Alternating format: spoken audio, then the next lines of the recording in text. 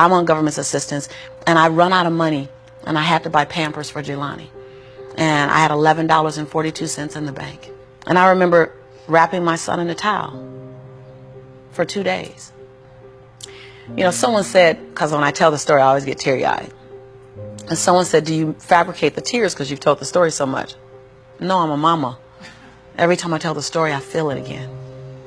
I remember the second day, like you said, I had my hand on Jelani's stomach, and I said, don't worry, baby. Mommy will never be this broke or broken again. And that day, what shifted for me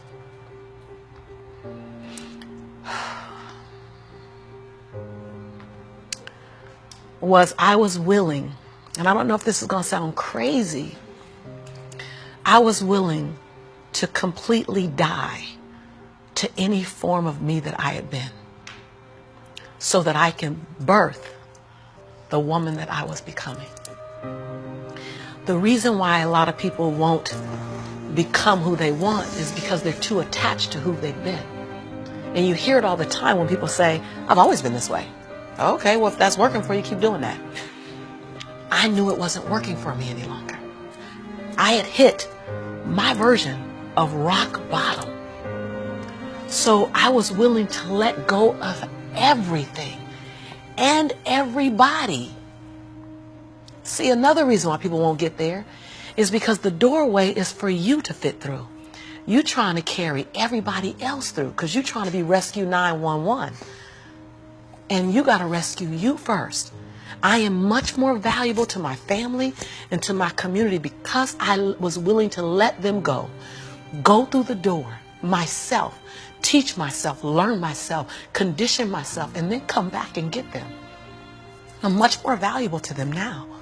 But I had to go through a window time of 10 years of judgment. You leaving us, hanging out with white people all the time. You going to these crazy countries. We don't know what you... I had to be willing to allow my conviction to make me inconvenienced. See, we want to grow, but we want to stay liked by everybody. I was willing to be my own rescue at the risk of your approval. But most of us aren't like that. Facebook is an example. We want to be liked. Well, I woke up and I like myself today, so your like is extra. My job is to like me first. I was willing to say every day, Lisa, you like you? Lisa, are you proud of you? Lisa, are you playing full out? Every day before I checked in with anybody else. That's lonely, by the way. Why won't most people do it? Because it's scary and it's lonely. So what did I do? I was willing to find people who had what I didn't have, who were living lives that I wasn't living, who believed things that I didn't know about, and I was willing to become their student. I got up every day and I ate a slice of humble pie. See, when you get to this level, even me 10 years ago, you can get caught up by reading your own fine print. See, whenever I hear people reading my bio, and before I came on, you read my bio, I'm in the back going, yeah, yeah, yeah, yeah, yeah, yeah, yeah, yeah, yeah. Because I don't want to ever think I arrived. That bio is old. You should be interested in my future. Oh, that's my bio. What's my future? Oh, what are you doing? Who am I becoming for 2020? And we get caught up in our bios. We get caught up in our status. I never allowed that to stop me from going and sitting at the hem of someone and saying, what do you know about wealth?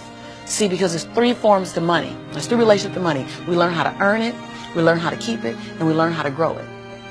Well, I learned how to earn it because my theme song was, I'm a hustler, baby. And I want you to know, everybody with me, it ain't where I've been, but where I'm about to go. So I was singing that song. That was good. They know, right? I was singing that song when I was working out of my closet as my office. I was in a walk-in closet where you really couldn't walk in, you stepped in and turned, right? and the clothes rack, you know how you have the hanger rack, I had pant hangers in the closet, and I had manila folders clipping on the pant hangers. Those are my client files. And I would sit there and I put $2.99 mirrors that you get from CVS. I put them all around my closet walls so that I can make my office look bigger. I worked out of that closet office for 4 years singing that song. It ain't where I've been, but where I'm about to go. I knew that. I knew how to make money. I didn't know how to keep it because ain't nobody had none in my family. So keeping wasn't an issue. Growing was never an issue. So I went to people who knew how to make it, keep it, grow it. I went to people who was about serving others to the highest level. See, I make a lot of money because I serve more people. See, all your success is on the other side of service. People trying to make money, if it begins and ends with money, it's going to be a short-lived victory. But if it's about transforming lives, then the wind keeps going and going and growing and growing. So I went to people that knew what I didn't know. And I killed my ego every day, murdered my she-go every day. Because I got a big she-go. I mean, come on, right? Every day, Tom. And I got hungry and I learned. I went to the same training 42 times. Yes, I said 42. Some folk will stop. So I've been there already. I learned that already. Yeah. No, I wasn't there. I wanted to be able to finish their sentences. I want to know what you know. I want to walk like you, talk like you, and then I want to embed me in it. But success leaves clues. We're just not picking them up. I was the only African-American person at this conference. I was one of 2 women at this conference. Within the last 29 sessions, I led the conference. But I was willing to be the student first. So that's what I did, number 1. And number 2, I looked at every toxic behavior in my life. Everyone. You see me go behind my own black curtain. People don't want to tell on yourself. You're trying to protect. You're trying to do 4 things. You're trying to protect, prove, hide, and defend. If you wake up every day and say, I have nothing to protect, I have nothing to prove, I have nothing to hide, I have nothing to defend. Now, who do I choose to be?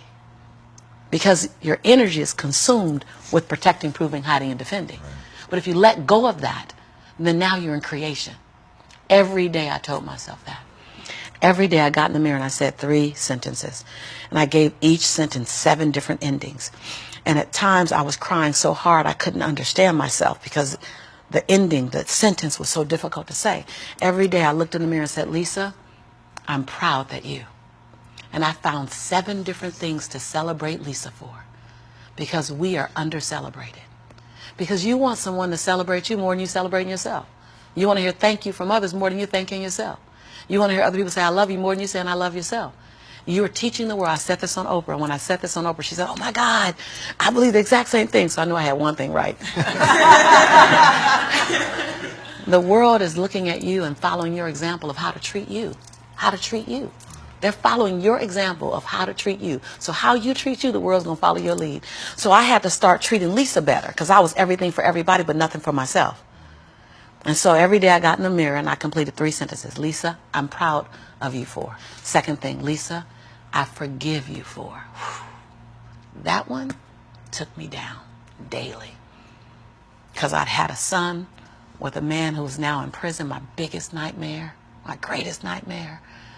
I had been in a relationship that turned mentally and then physically abusive when my son was 3 years old.